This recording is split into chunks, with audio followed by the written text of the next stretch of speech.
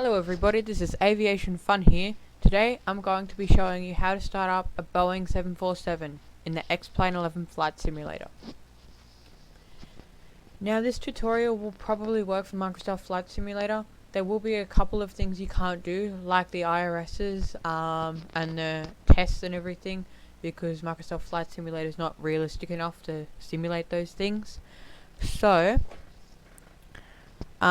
basically what we're going to be doing is we're going to be turning on the battery, starting up the APU, and then getting APU bleed power, which is basically like compressed air, I guess. And what you're going to do with that is then you're going to use that to start up the engines. Okay, so now you know what we're going to be doing. Let's open the battery cover, zoom in a little bit, turn the battery on so you'll see it says on, and close the battery cover to make sure it's guarded. And now you can put the APU into the on position and then turn on a fuel tank and then hold it in the start position for about 5 seconds and then let go of it. It will go back to on by itself. So now the auxiliary power unit is starting up, and now after a little bit you'll get the APU gen available switch. Click that and now you can see the overhead lights up. And now go to the fuel panel. I'll just make the view a little bit better. Okay, so now at your fuel panel you will have all of these ones that says press. You just press those.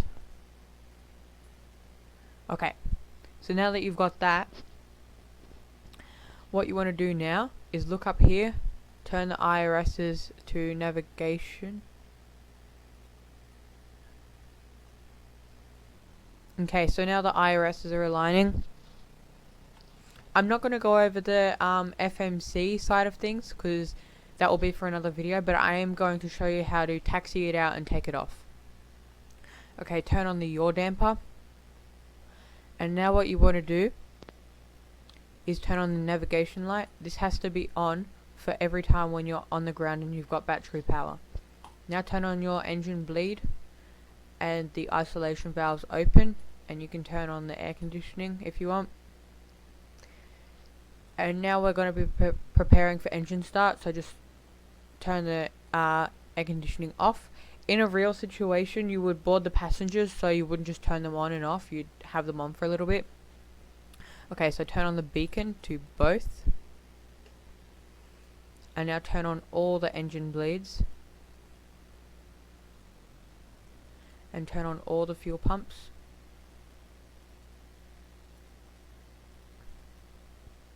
And if one that's on has a press button, just turn it off because it means it has low pressure. And just turn on these as well, and the standby power to auto. Okay, so turn the pumps onto auto and press the engine driven pumps on.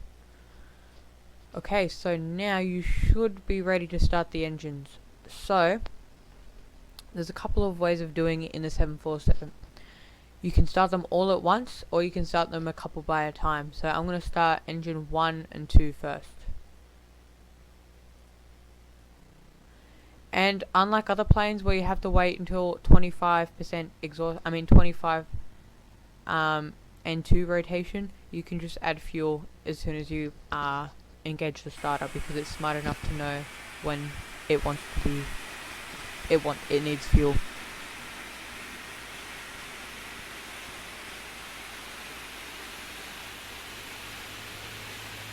And as you can see, the engines are starting up now.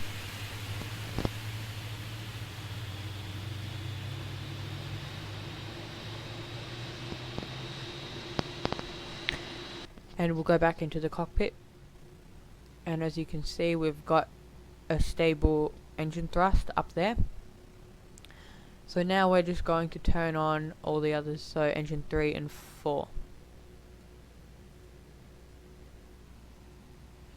And we'll watch this one from inside. So as you can see we've got N1 rotation, N2 rotations coming up, exhaust gas temperatures up, for both of them.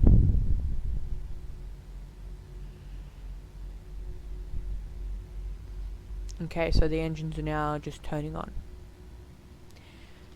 It's a lot more automatic in the 747. Like in the 737, you've got to do a lot of this stuff by yourself. Like you've got to wait until a certain point to add fuel and everything.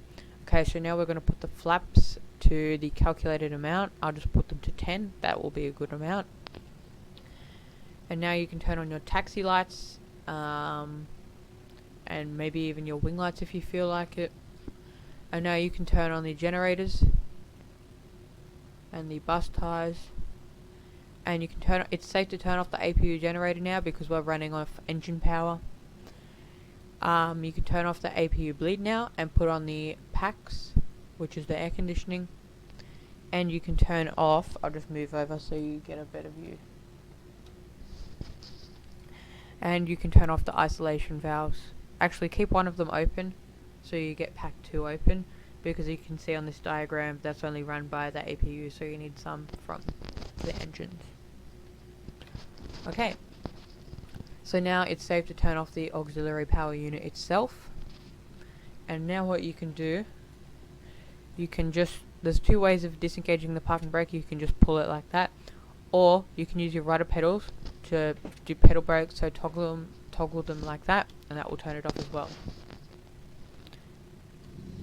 And now you can just add engine thrust.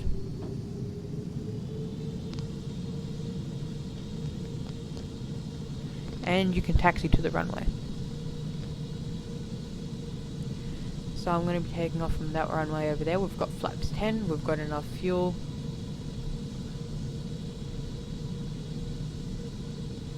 And you can turn on some overhead lighting if you want.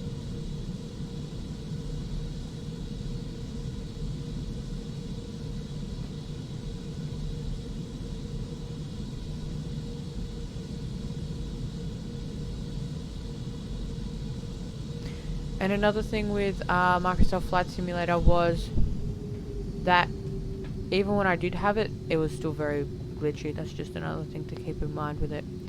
Okay, so now you can turn on your runway turn-off lights, landing lights, turn them on, sorry. Strobe lights have to come on. Logo light, that's optional, I'm going to turn that on.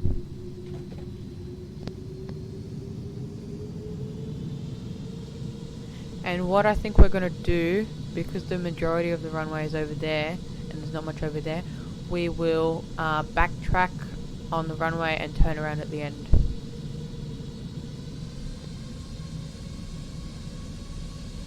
I really like the 747.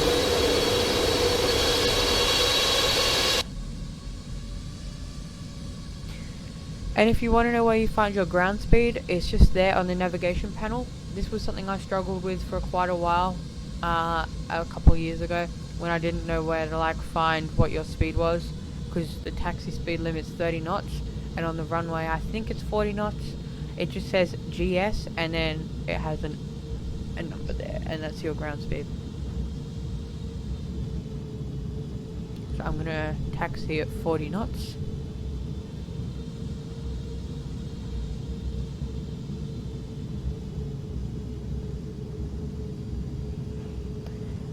I will be making some more videos in this game called BeamNG.drive.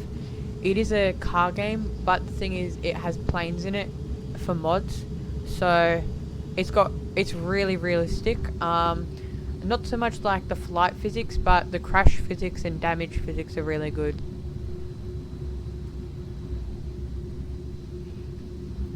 So it's a calm day. If you want to see what BeamNG's like, Swiss001 has a really good video on it, so you can have a look at that if you want.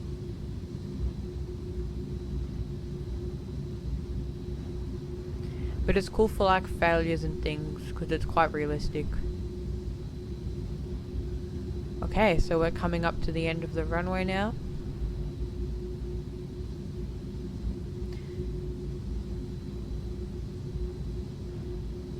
And what we're going to do is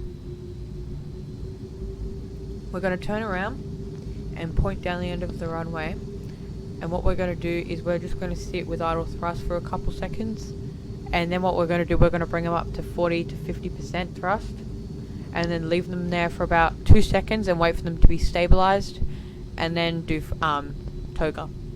So you've noticed how in like when you're on actual flights you can hear the engines go up to like 40%, then actually do takeoff thrust.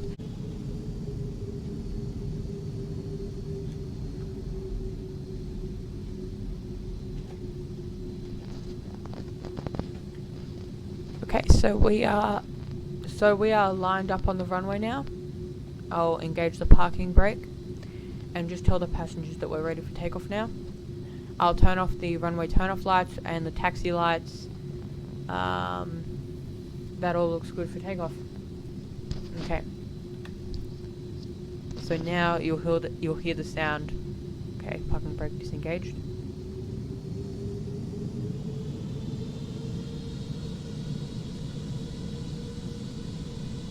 And manual toga.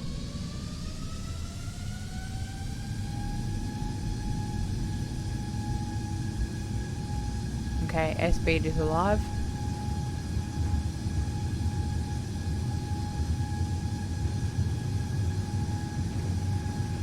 $80 knots.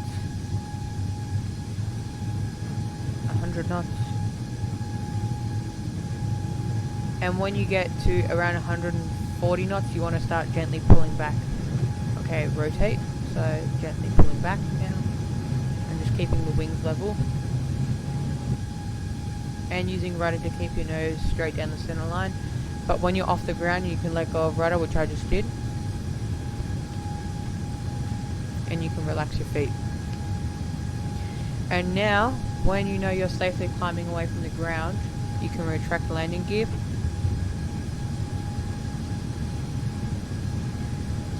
And we're just flying now, which is good. And above 600 feet, I think that's the altitude where you're allowed to turn. So I'll start turning now.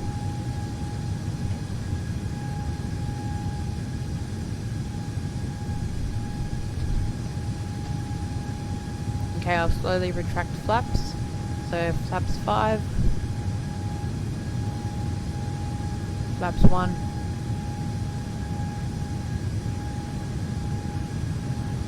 Flaps up. Okay, so we're over 1,000 feet now, so landing gear off.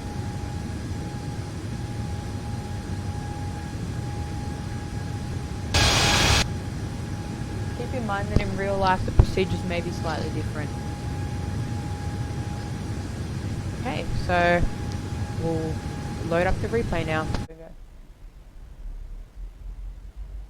Okay, so that's when we added engine power. And you can see we're accelerating down the runway.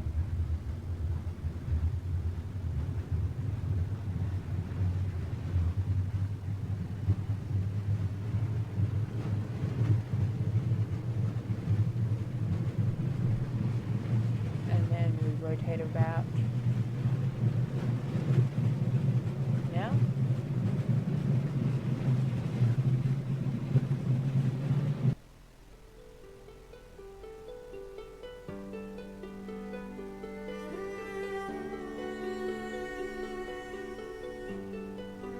Okay, I'll get it from an outside perspective now. Okay, this will be a really good plane spotting spot actually. And then it rotates. Wow. The 747 is an amazing plane. I'm sorry there's no sound, I'm not sure why that is actually. Normally there is, but...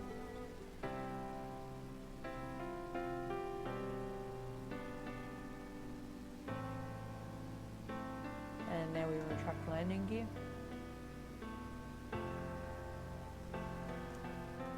Okay, thank you for watching this video. Make sure you like and subscribe, and yes, I'll see you in the next video. Bye! I would just like to say a final farewell to the Boeing 747. It's taken thousands of people around the world. It's shown thousands of people the world. The 747 is such an iconic plane. Whenever someone thinks of a plane, they'll think of the 747. The 747 will not be forgotten.